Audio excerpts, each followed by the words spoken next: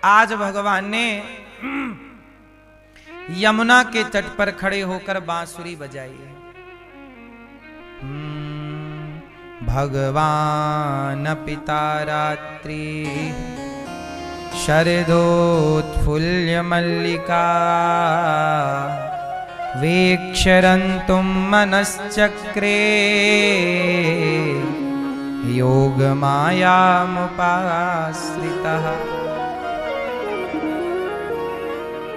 भगवान पिता रात्रि शरदोत्फुल्य मल्लिका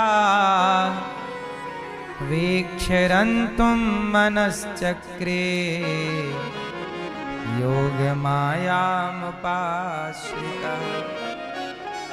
आज भगवान ने यमुना के तट पर बांसुरी बजाई और आज गोपियों को बुलाकर भगवान गोपियों के मध्य रास रचाने का संकल्प लेते हैं।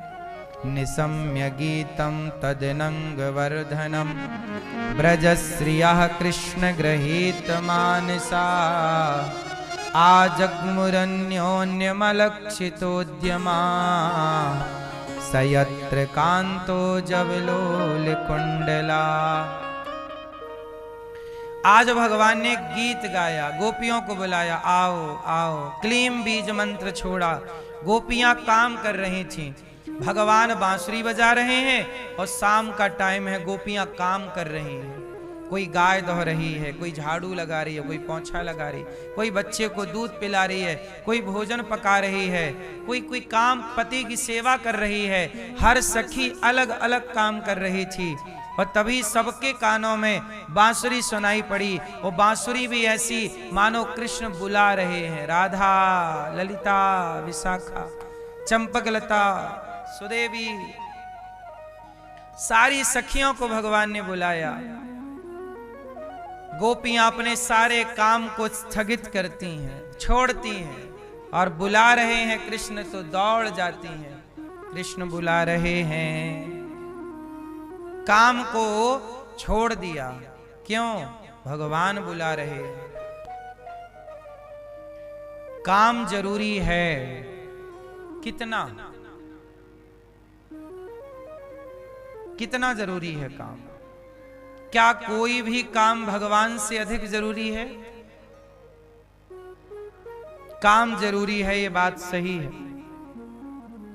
क्या भगवान से जरूरी काम है? हैं? आप लोग काम को इतना जरूरी समझने लग गए हैं कि आपके बगल में एक मंदिर है, शाम के समय मंदिर में आरती होती है। आजकल आरती जब होती है तो मंदिर में इलेक्ट्रिक घंटा लगाया गया है। बटन दबाओ, वो घंटा अपने से बजता है, टन टन टन टन टन टन टन टन टन। हाँ या ना? इस तरह की कमी आ गई है कि मंदिरों में अब कोई घंटा बजाने वाला सनातनी नहीं पहुंचता।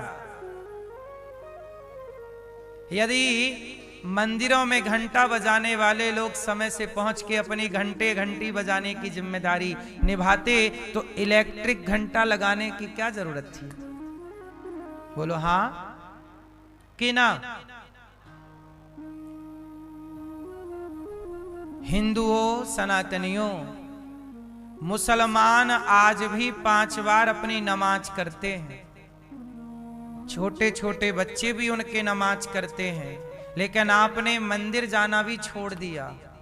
कैसे आप सुरक्षित रहोगे? इसलिए आपने बहुत पहले एक गीत सुना होगा, मंदिर सूना सूना रहेगा, भरी रहेंगी मधुशाला, पिता के संग भरी सभा में नाचेगी घर की बाला। ऐसा कन्यादान पिता ही कन्या का धन खाएगा, रामचंद्र कह गए सिया से, ऐसा कलयुग आएगा। मंदिर सूना सूना रहेगा, मंदिर सूना, मंदिर सूना रहेगा, भरी रहेंगी मधुशाला। ये मधुशाला क्या है? क्या? नाचने वाली कहीं आए तो भीड़ लग जाती है। एक्सपायरी डेट वाले लोग पता है क्या करते हैं? अपने मुंह में 20 का नोट फंसाते हैं और नाचने वाली से कहते हैं तू निकाल। मंदिर जाने का टाइम नहीं है एक्सपायरी डेट वालों का। हमारे देश में कितने बड़े बूढ़े बुजुर्ग लोग भी हैं, लेकिन वो मंदिर नहीं जाते। नाचने वाली आए तो जाएंगे। मंदिर सूना सूना रहेगा, भरी रहेंगे मधुशाला।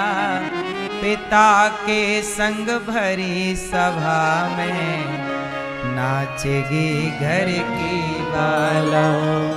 ऐसा कन्या दान पिता ही। ये कलयुग है, अब बेटी का धन भी बाप खाने लग गया है ना? ऐसा कन्या दान पिता ही कन्या का धन खाएगा। रामचंद्र कह गए सिया से, ऐसा कलयुग आएगा। हाँ, क्या बताएं मेरी माँ। अब क्या क्या और देखना बाकी है। राजा और प्रजा दोनों में निस दिन होगी खींचातानी। कदम कदम पर करेंगे दोनों अपनी अपनी मनमानी।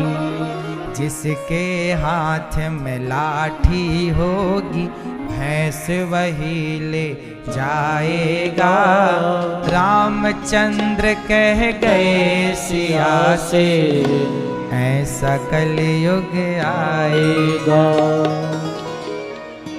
और सुनो सिया, सुनो सिया, कलयुग में काला धन और काले मन होंगे। चोर उचक के नगर सेठ और प्रभु भक्त निर्धन होंगे। जो होगा लोभी और भोगी वह जोगी कहलाएगा। हंस चुगेगा दाना धुन का, कौवा मोती खाएगा। रामचंद्र कह गए सिया से, ऐसा कलयुग आएगा। हंस चुगेगा दाना धुन का, कौवा मोती खाएगा। बात समझ में आई? मंदिर सूना सूना रहेगा, भरी रहेंगी मधुशाला। शाम के समय मंदिर में नहीं है कोई घंटा बजाने वाला, और शराब की दुकान में भीड़ लगी है। कलयुग है साहब। दूध पीने वाला दूध नहीं पिएंगे।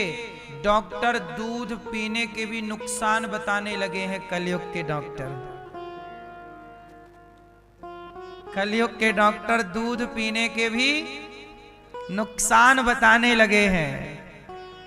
दूध को घर घर पहुंचाना पड़ता है क्योंकि दूध अच्छा है। शराब को पहुंचाना नहीं पड़ता क्योंकि बुरी है। बुराई के पास लोग खुद चल कर के जाते हैं। अच्छाई को घर घर पहुंचाना पड़ता है। दूध ले लो, अच्छाई को पहुंचाना पड़ता है, और बुराई तक लोग स्वयं। इसलिए मेरी माँ, कलयुग में, कलयुग तो आज उल्टी गंगा बहा रहा है।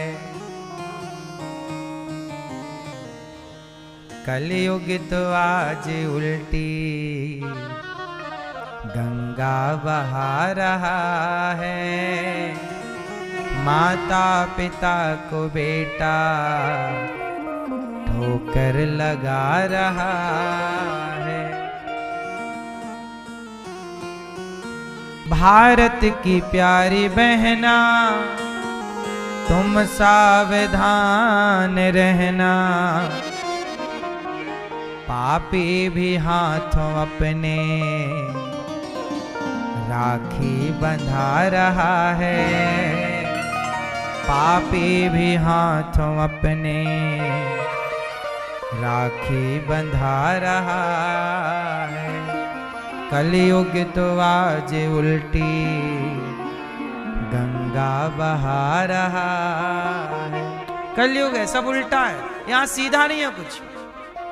यहाँ सीधी बात बोलो तो बुराई लग जाती है,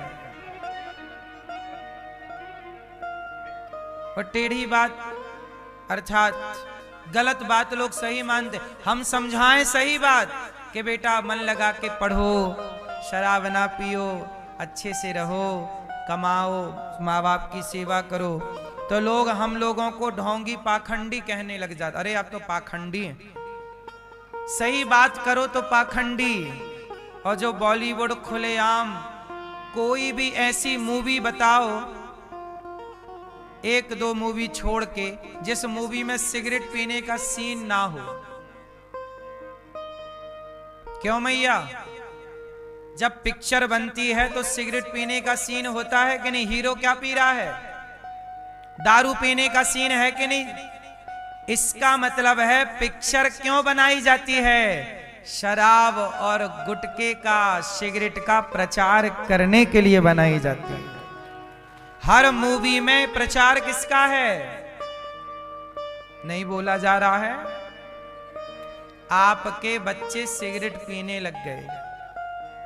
जो सिगरेट पीने की भी वो मूवियां बनाए, उन्हें तो आप सुपर डुपर स्टार कहते हैं, और जो सिगरेट छोड़ने की बात साधु संत हम करें तो हमें ढोंगी पाखंडी कह दिया जाता। ये तो ढोंगी हैं, पाखंडी हैं। क्यों मेरी मां? खुलेआम आपको बुराई परोसी जा रही है, और उसे परोसने वाले अपने को सुपर डुपर स्टार कहला रहे हैं। और जहां सच्चाई बताई जा रही है तो वहां ढोंगी पाखंडी कहा जा रहा है। कलयुग है, उल्टा काम है। यहां गलत करने वाला सही और सही करने वाला, बोलो हाँ, कलयुग है। युग का भी तो अपना धर्म है। युग का क्या है? ये युग धर्म है। मेरी मां, आज भगवान ने गोपियों को बुलाया। सारी गोपियां काम धाम छोड़कर दौड़ पड़ी। अच्छा ये बताओ, काम छोड़ देना चाहिए कि करते रहना चाहिए? हैं? काम करते रहना चाहिए। अच्छा, इसी काम में कहीं राम मिल जाएं, अर्थात राम मिल जाएं, तो काम को महत्व दें कि राम को महत्व दें? हैं? काम और राम, काम जरूरी है कि राम जरूरी है? कौन? काम। काम करिए, छोड़िए मत। 30 दिन काम करिए, पर 30 दिन में से एक दिन निकाल लीजिए। कम से कम 29 दिन काम को दीजिए, तो एक दिन पूरा का पूरा राम को दीजिए। एक दिन तो दीजिए। 24 घंटे में 23 घंटे काम को दीजिए। 1 घंटा तो अपने सनातन धर्म को, अपने राम को, अपनी संस्कृति को दीजिए। यदि आप सब लोग अपने सनातन धर्म को समय नहीं देंगे तो सनातन धर्म का ज्ञान लुप्त हो जाएगा। जैसे आपके बेटे से पूछा जाए कि राम के पिता कौन हैं, गीता किसने कही, कहां कही, क्यों कही, कृष्ण जी के पिता कौन हैं, कृष्ण का अवतार क्यों हुआ, इन बेसिक से सवालों का उत्तर भी आपके बच्चों को नहीं आता। ये आप पूछ कर देख लीजिएगा। जब आपको अपने धर्म का ज्ञान ही नहीं है तो आप अपने धर्म की रक्षा क्या करोगे? कल आपको कोई 500 रुपए देगा, 2000 रुपए देगा, कहेगा कि चलो तुम क्रिश्चियन बन जाओ, तुम मुसलमान बन जाओ, तो तुम तो धर्म परिवर्तन कर लोगे, क्योंकि तुम्हें अपने धर्म का ज्ञान, बोलो हाँ, और धर्म परिवर्तन आप कर लोगे। और जिन हिंदुओं का धर्म परिवर्तन कराया जा रहा है उन्हीं हिंदुओं को आपके खिलाफ खड़ा कर दिया जाएगा लड़ने के लिए, तो आप आपस में ही लड़ जाओगे। इसलिए मेरी मां 23 घंटे अपने काम को समय दीजिए, 1 घंटे अपने सनातन धर्म को समय दीजिए, इससे धर्म की रक्षा होगी। हाँ या ना? अच्छा एक बात बताओ, क्रिश्चियन लोग गांव-गांव में जाके हिंदुओं को धर्मांतरण करा रहे हैं, ये बात सही है कि गलत है? इसका मतलब ये हुआ कि क्रिश्चियन लोग अपने धर्म के प्रचार में लगे हुए हैं, लेकिन कितने हिंदू ऐसे हैं जो गए हुए हिंदुओं को वापस लाने की मुहिम छेड़। हम ये नहीं कहते कि तुम किसी ईसाई को हिंदू बना दो, हम ये नहीं कहते कि तुम किसी मुसलमान को हिंदू बना दो, हम ये कहते हैं कि जो पिछले 2-3 सालों में, 5-10 सालों में जो हिंदू चले गए हैं अपने धर्म को छोड़कर, उनसे जाकर मिलो, बात करो, कहो कि भाई अपने धर्म में क्या बुराई थी जो तुम चले गए, उन्हें समझाओ और वापस लाओ। वो ईसाई कितने एडवांस हैं कि वो धर्म परिवर्तन की दुकान चला रहे हैं, और आप हैं कि आप अपने पड़ोसी को भी वापस ला नहीं सके। तो बताओ किसका धर्म कमजोर हो रहा है और कौन मजबूत हो रहा है? हिंदू अपने धर्म की चिंता नहीं करता, मुसलमान अपने धर्म की बड़ी चिंता करता है। छोटा छोटा बच्चा भी मुसलमान का टोपी लगाता है। मुसलमान अपने धर्म में बड़े पक्के हैं, अपने पंथ, अपने मजहब में बड़े पक्के हैं, लेकिन हिंदू तिलक नहीं लगाता। तिलक एक लगाए तो 4 मजाक उड़ाते हैं, देखो देखो देखो देखो तिलक लगाया है, बड़ा पंडित बन रहा है, देखो चोटी रखा है, बड़ा पंडित बन रहा है, देखो धोती कुर्ता पहना है, बड़ा पंडित बन रहा है। शराबी कोई बन रहा है तब आप नहीं बोलते देखो देखो बड़ा शराबी बन गया। गांजा पीने लगा तब आपने नहीं बोला देखो देखो बड़ा गंजेड़ी बन गया। लेकिन कोई हिंदू तिलक लगाता तो 4 हिंदू मजाक उड़ाते हैं, देखो बड़ा पंडित बन गया, तिलक लगाने लग गया। अरे मुसलमान जब टोपी लगाता है तो सनातनी तिलक क्यों ना लगाए? और तुम नहीं लगाओगे तो तिलक लगाएगा कौन? तुम इंजीनियर बनो, डॉक्टर बनो, पढ़ो लिखो, पर अपने धर्म में रहकर धर्म की सेवा करो। बुराई क्या है साहब? क्यों बुराई है? धर्म का प्रचार करना, धर्म की सेवा करना, क्या ये बुराई है? पार्टियां अपनी पार्टी का प्रचार करती हैं कि नहीं? अरे पार्टियां तो बनेंगी बिगड़ेंगी, परंतु सनातन तो सदा रहेगा। इसलिए सनातन का भी तो प्रचार हो। और ये प्रचार कौन करेगा? माताएं करेंगी, आप करेंगे, बहनें करेंगी, पुरुष करेंगे, भाई करेंगे।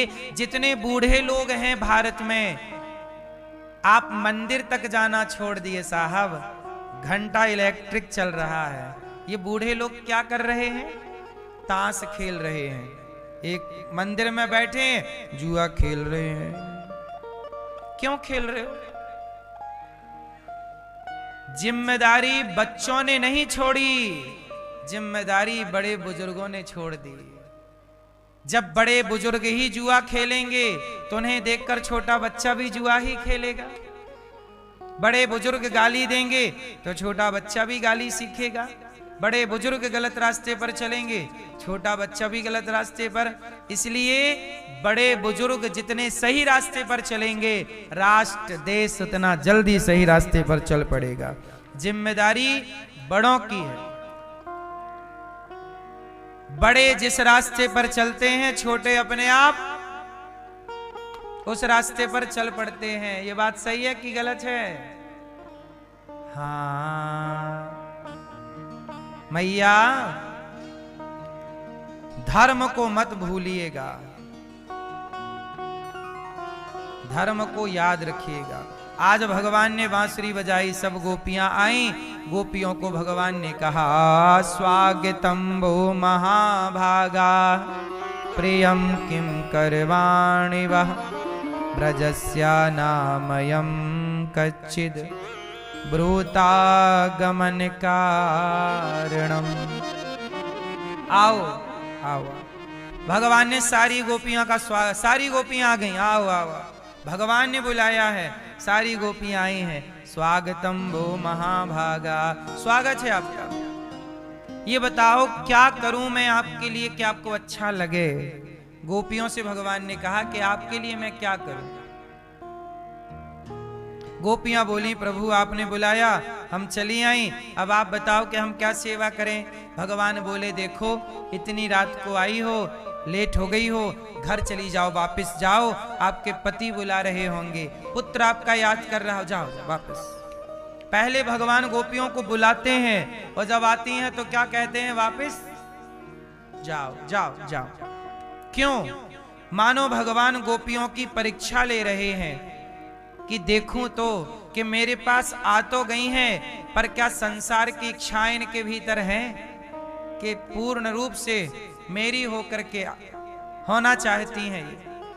जब गोपियों से कहा कि जाओ, गोपियां नहीं गईं, तब भगवान ने उनसे कहा, देखो देवी, पति कैसा भी हो, पति का त्याग नहीं करना चाहिए। पति कैसा भी हो, अच्छा पत्नी कैसी भी हो, पत्नी का त्याग नहीं करना चाहिए। पत्नी, कई बार आदमी बोलता है पत्नी काली है, छोड़ देंगे। कई आदमी ने तलाक इसलिए दे दिया कि काली है। शादी ब्याह में मेकअप था तो थोड़ा गोरी लग रही थी, बाद में जब बिना मेकअप के देखा, बोले तो काली है, तलाक। बोलो हाँ। कई बार तलाक छोटी छोटी बातों में हो जाता है, जिन बातों का कोई अर्थ नहीं है। इसलिए हमारा धर्म क्या कहता है कि तलाक ही ना हो। अच्छा, तलाक होना सही है कि गलत है? हैं? सही है? क्यों? तलाक होना सही है कि गलत है? सही है? आप बताओ मैया, क्या बोलती तू? तलाक लेना सही है कि गलत है? तलाक क्या ये भारतीय शब्दावली है? डिवोर्स क्या ये भारतीय शब्दावली है? हमारी संस्कृति हमें तलाक लेकर तोड़ना नहीं। हमारे रिश्ते में तलाक, डिवोर्स जैसी कहीं कोई शब्दावली नहीं है। हमारे यहाँ हमारी भाषा तोड़ना नहीं, जोड़ना सिखाती है। हम लोग जहाँ जिससे जुड़ गए तो सारी जिंदगी के लिए जुड़ जाते हैं। हमारे यहाँ पति पत्नी के रिश्ते को भी बोला जाता है 7 जन्म का है। बोलो हाँ। अब 7-8 जन्म तो भगवान जाने, लेकिन बोला यही जाता है। मतलब हमारे यहाँ रिश्ते होते हैं तो इसी भाव से कि अब ये टूटेगा नहीं। इसलिए ब्याह करने से पहले खूब बढ़िया से देखो, जल्दबाजी में ब्याह ना कर लेना। आजकल शादी ब्याह में धोखा बहुत मिल जाता है। लड़की पक्ष छिपा लेती हैं अपनी कुछ बातें, लड़के लोग भी छिपा लेते हैं अपनी बातें। इसलिए हम कहते हैं शादी ब्याह करो पर छिपाओ कुछ ना, सब बता दो पहले से, क्योंकि शादी के बाद पता चलेंगी तो फिर वो दरार आ जाएगी। हाँ कि ना? सही है गलत है? इसलिए हम कहते हैं कि जब तक विवाह ना हो जाए तब तक किसी स्त्री का, किसी पुरुष का गलत भाव से स्पर्श भी नहीं करना चाहिए। यदि आपने विवाह के पहले ही किसी स्त्री के संग, किसी पुरुष के संग रहकर संबंध बना लिए, तो आप जब जो पत्नी आएगी, आपके जो पति आएंगे, आप तो उन्हें सारी जिंदगी धोखा ही दोगे ना। आप सारी जिंदगी कहोगे कि हम आपकी हैं, पर आप पहले किसी और के संग रह चुकी या रह चुके। इसलिए जब अपने पति के पास जाओ, अपने पत्नी के पास जाओ, तो पवित्र विचारों से, पवित्र मन से, पवित्र भाव से जाना चाहिए। लेकिन आजकल शुद्धि बची ही कम है, शुद्धि समाप्त सी हो गई है। इसलिए आपसे हम बार बार कहते हैं कि विवाह के पहले किसी स्त्री, किसी पुरुष को गलत दृष्टि से देखना और स्पर्श करना, इसे पाप कहते हैं। क्या कहते हैं?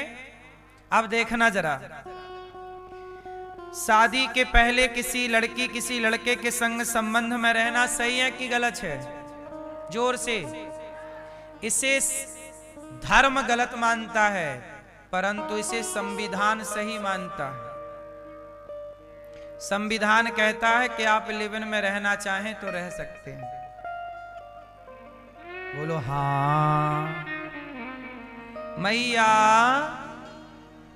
संविधान कहता है कि आप विवाह के पहले किसी स्त्री के संग, पुरुष के संग रहना चाहो तो रह सकते हैं, ये संविधान आज्ञा देता है।